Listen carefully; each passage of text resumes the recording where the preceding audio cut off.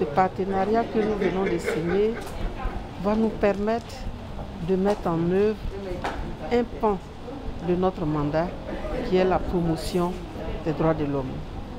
Et dans le cadre de ce pan de notre mandat, nous avons développé plusieurs programmes de formation et de renforcement des capacités.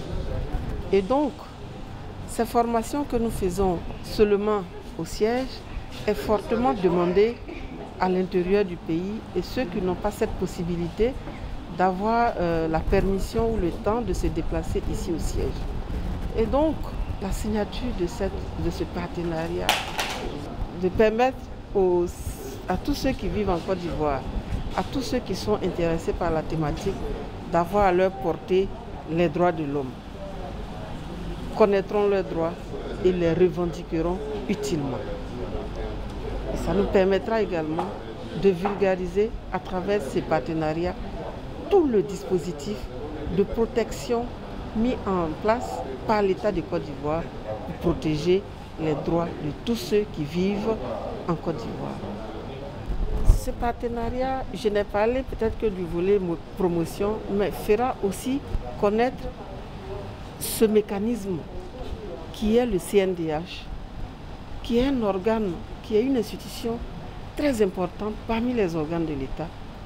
Ça permettra de faire connaître ce mécanisme et ses missions au sein des populations. Et encore, merci à l'Université virtuelle de Côte d'Ivoire. L'importance du droit, nul n'est censé ignorer le droit. Et c'est important que dans la population, tout le monde puisse connaître ses droits.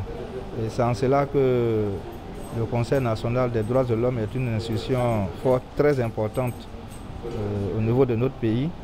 Et c'est aussi une bonne opportunité pour l'université virtuelle de pouvoir être en partenariat avec une institution de ce type, car nous pourrons conjuguer facilement nos efforts pour amplifier les bonnes actions qui sont déjà entreprises ici. Madame la Présidente a parlé de programmes de renforcement de capacités. Je pense qu'avec le numérique, nous pourrons faire en sorte que ces ressources de formation qui existent soient disponibles partout en Côte d'Ivoire. Nous pourrons en tout cas faire en sorte que le numérique puisse appuyer les initiatives qui existent pour que ce soit au niveau de la jeunesse, au niveau des femmes, enfin au niveau de toute la population, pour que le droit soit connu et bien vécu. Également, avec la pandémie Covid, il a été beaucoup question de télétravail, de digital, de distance. Donc nous allons également partager notre expérience puisque nous sommes une université numérique.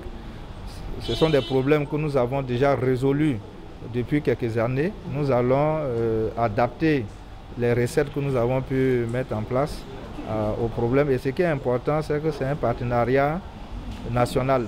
Le Conseil aurait pu s'adresser à une expertise sérieuse, mais là nous voyons que c'est endogène et c'est des choses à encourager. Je pense qu'il faut retenir cela. Ça signifie que de bonnes choses existent dans nos pays, mais il faut pouvoir se mettre ensemble pour relever ensemble les défis. Aujourd'hui, je pense que le CNDH n'aura plus trop de soucis en matière de numérique, comme l'Université virtuelle de Côte d'Ivoire n'aura pas de soucis en tout cas en matière juridique, en matière de droit, puisque le numérique aujourd'hui est un nouveau champ où les problèmes de droit, en tout cas les problèmes juridiques, se posent avec acuité. On parle aujourd'hui de données à caractère personnel. C'est quoi les données à caractère personnel? On parle de télétravail, de monnaie virtuelle. Bon, toutes ces nouveautés, il faut que nous puissions, n'est-ce pas, réglementer un peu tout cela. Donc vous voyez que avec une institution comme le CNDH, cela va nous faciliter beaucoup le travail. Donc nous sommes aussi aujourd'hui une université très heureuse de pouvoir signer ce partenariat avec cette institution très importante de notre pays qui est le CNDH.